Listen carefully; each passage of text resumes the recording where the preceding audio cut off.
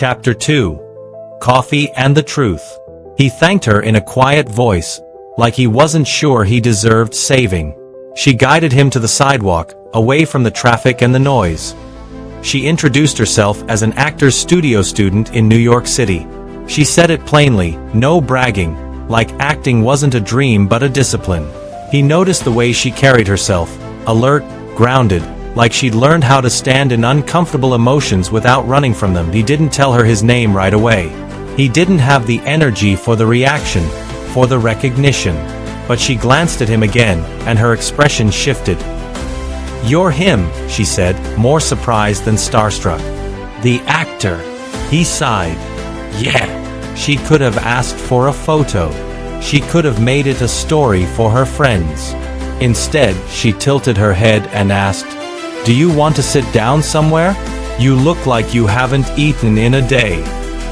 He found himself saying, "Coffee?"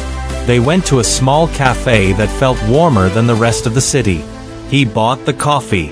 She refused anything expensive, so he ordered something simple for both of them. A corner table. He stared into the cup like it could explain his life. She didn't push. She let silence sit there until it got tired. Finally, he said, "I found out she cheated." The words came out flat, almost calm, but his hands tightened around the mug. The student's gaze didn't flinch. "That's brutal." He nodded once, like that was the only safe movement left. She didn't offer easy advice. She didn't tell him it was for the best.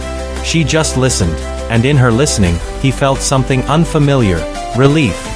They talked for over an hour. About how fame can turn love into a performance. About why she chose the actor's studio, because she wanted truth, not shortcuts. About how he used to love acting before it became a machine. When they finally stood to leave, he realized he didn't want the night to end. Outside the cafe, he said, "Can I see you again?" She hesitated, measuring the risk of stepping into a famous man's orbit. "Okay," she said. "But only if we keep it real."